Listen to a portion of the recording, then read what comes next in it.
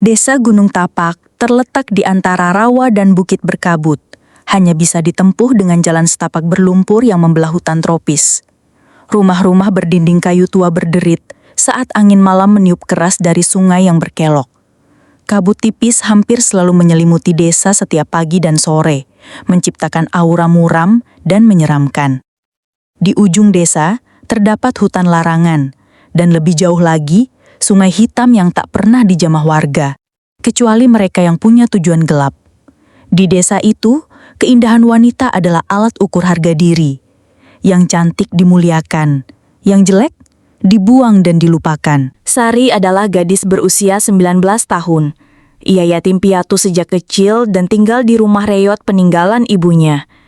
Wajahnya bukan buruk rupa, tapi tak ada yang menarik. Hidungnya sedikit pesek, kulitnya legam karena terpapar matahari saat mengambil air atau mengumpulkan kayu.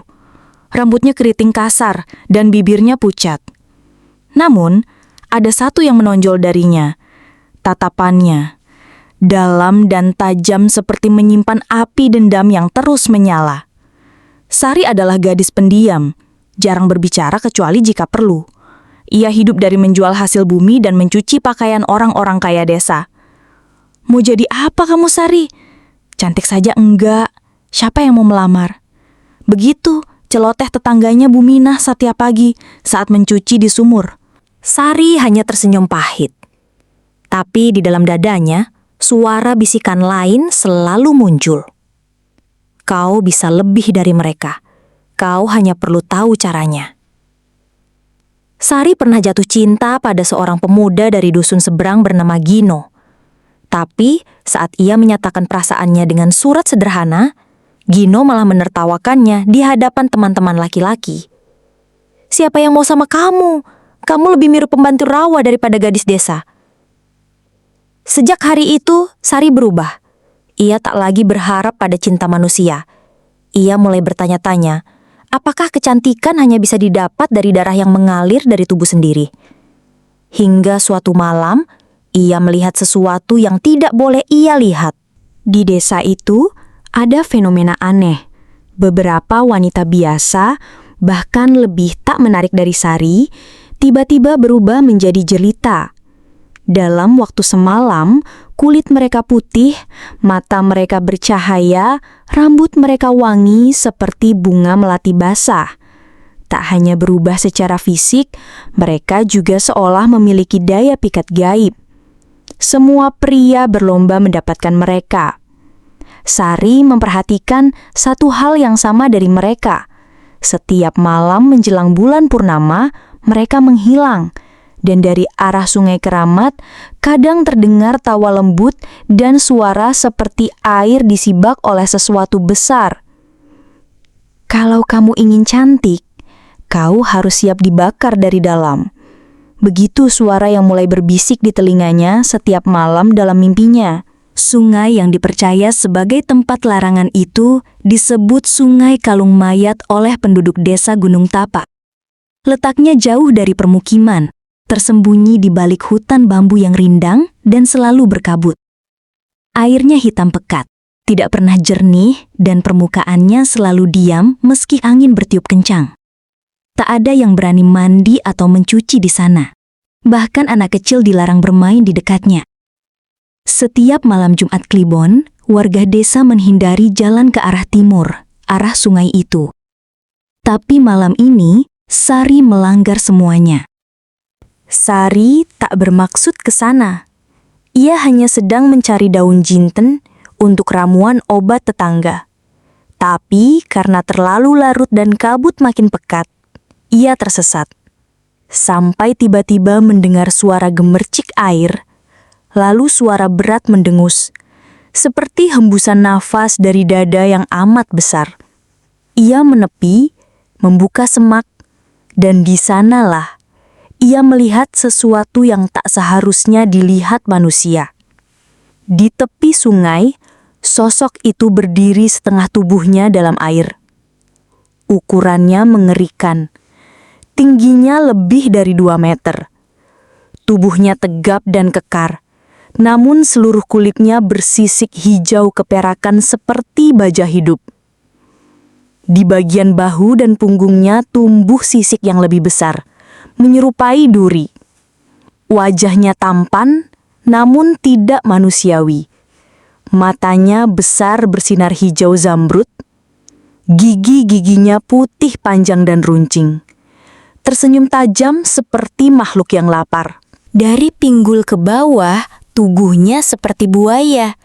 Ekor tebal membentang di air. Dan dari lehernya mengalir uap dingin seperti kabut yang hidup. Ia mengangkat kepala dan memandang langsung ke arah Sari.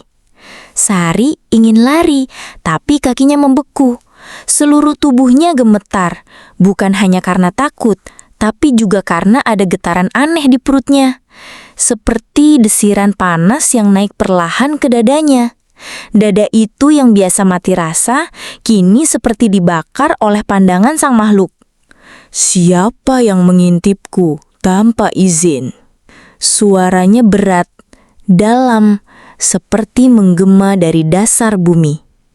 Sari tak menjawab, nafasnya tercekat. Kau berbeda dari yang lain, bisik makhluk itu sambil mendekat. Air sungai bergelombang saat ekornya menggeser lumpur dasar. Saat tubuh makhluk itu hanya berjarak beberapa langkah darinya, Sari bisa mencium aroma aneh dari tubuhnya. Bau tanah basah, lumut, dan bunga melati busuk.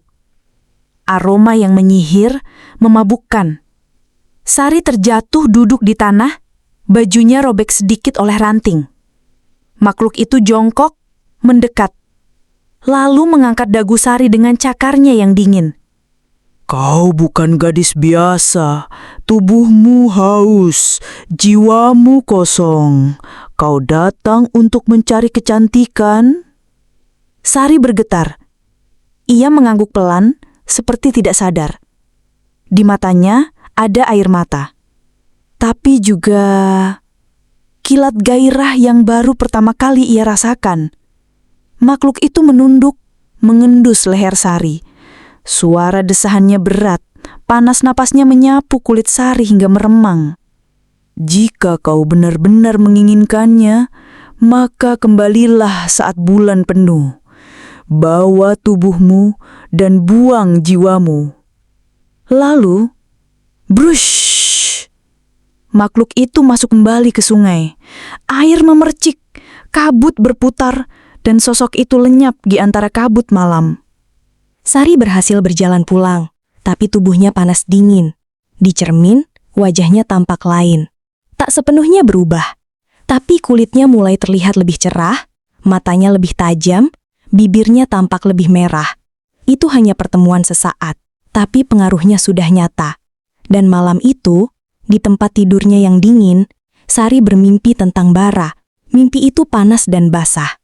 Ia melihat dirinya dibelai, disentuh, dililit oleh ekor buaya raksasa yang memeluknya erat sambil membisikkan mantra kuno dalam bahasa air. Kau milikku sekarang. Tubuhmu akan menjadi persembahan, dan dari malam ke malam kau akan memanggil namaku. 3 hari setelah pertemuan itu, bulan mulai membulat sempurna. Setiap malam, Sari tak bisa tidur. Tubuhnya seperti dirasuki api yang menyala dari dalam. Kulitnya gatal seperti akan berganti. Dan jantungnya berdetak terlalu cepat setiap mendengar suara air. Hari itu, ia tak bicara pada siapapun. Ia hanya duduk di belakang rumah, menghaluskan bedak dari beras dan kunyit seperti yang diajarkan almarhum ibunya dulu. Tapi dalam dirinya, ia tahu, ini bukan lagi tentang perawatan biasa. Ini tentang menyerahkan tubuh pada yang tak terlihat. Untuk sesuatu yang tak bisa dibatalkan. Air bergolak. Dari kedalaman yang gelap, muncul sosok bara. Kali ini, wujudnya lebih sempurna dan mengerikan. Tubuhnya tinggi menjulang dengan otot kuat dan kulit bersisik seperti baja mengkilap. Rambut panjang berkilau seperti ular hitam basah, dan matanya menyala hijau terang. Di belakang punggungnya, tumbuh sirip buaya yang mengepak seperti sayap. Ia melayang keluar dari air tanpa percikan. Hening. Angin berhenti. Ia berjalan pelan ke arah Sari, seperti seekor pemangsa mengintai mangsanya. Namun senyumnya lembut dan menggoda. Kau benar-benar datang. Tubuhmu memanggilku. Lebih kencang dari mantraku sendiri. Bara menyentuh bahu Sari dengan tangan bersisik dingin. Seketika tubuh gadis itu menggigil. Tapi bukan karena takut. Sentuhan itu seperti aliran listrik panas, menggoda, menyakitkan, sekaligus membuat ketagihan. Ia membelai wajah Sari, mencium dahinya, lalu menuruni lehernya.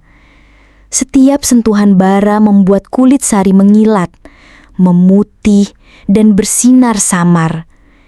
Ia sedang diubah, tapi bukan hanya luar, jiwanya juga mulai dipilin. Sari tak bisa menahan tubuhnya. Ia membalas sentuhan bara. Tangannya menggenggam lengan keras yang dingin. Dada mereka bertemu. Bara melilit tubuh Sari dengan ekornya, membawanya ke udara, melayang tepat di atas sungai gelap. Di situ, di antara kabut, angin dan gemuruh air, mereka bersatu. Tubuh manusia dan siluman, daging dan kabut, nyata dan tidak nyata. Yang terdengar hanya desahan panjang dan bisikan mantra gaib.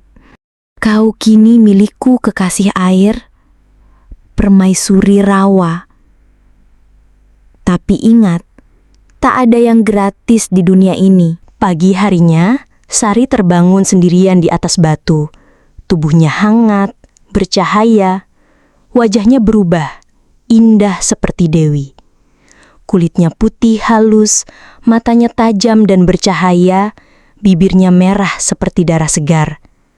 Bahkan senyum kecilnya kini mematikan bagi setiap pria yang melihat.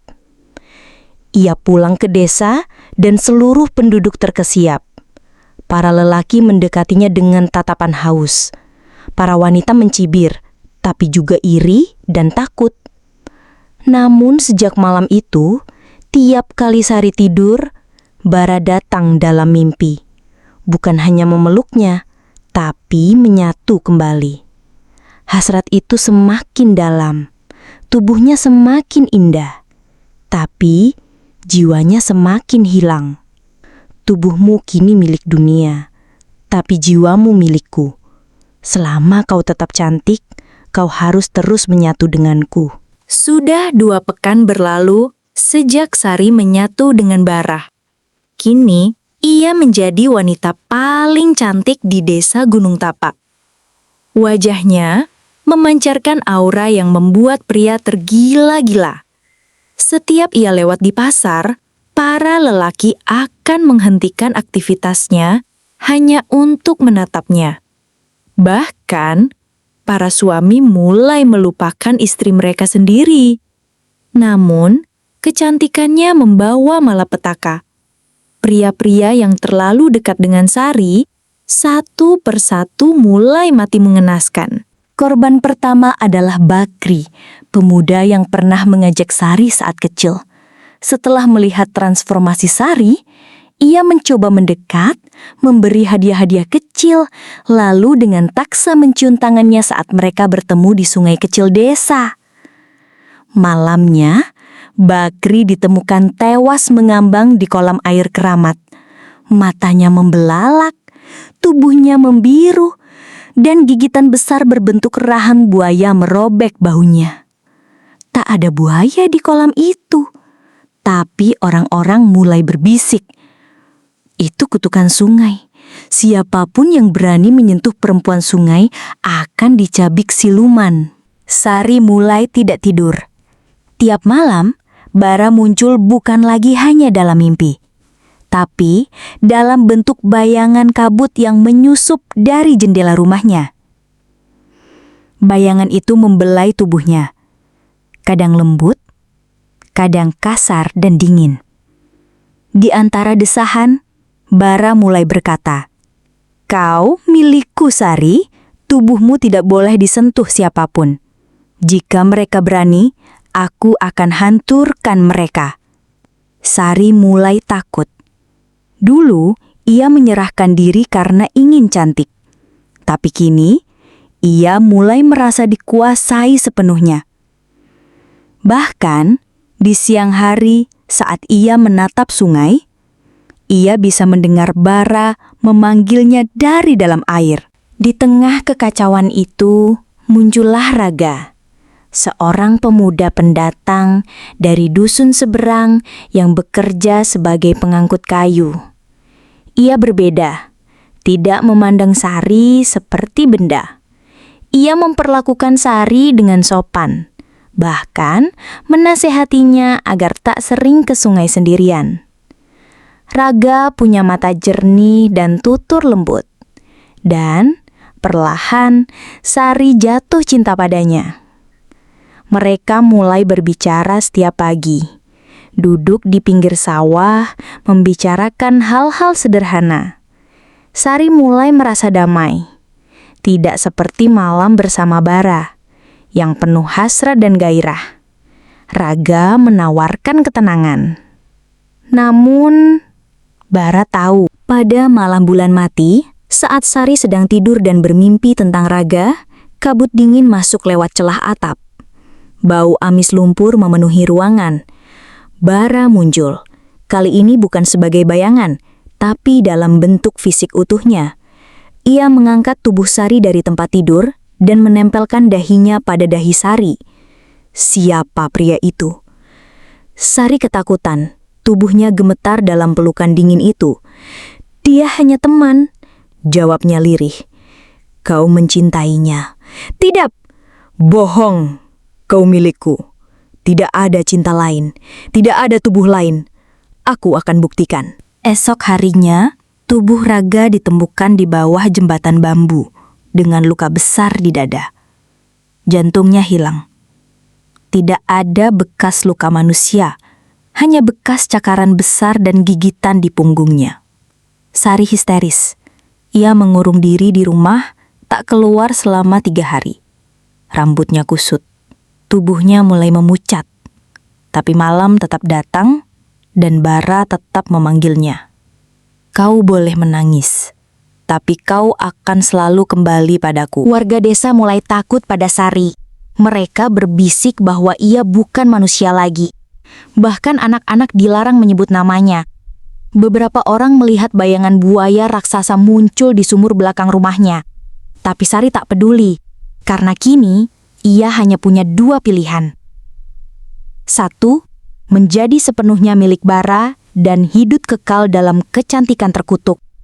2, melawan siluman itu dan menghadapi konsekuensi terburuk. Malam itu, kabut turun lebih pekat dari biasanya.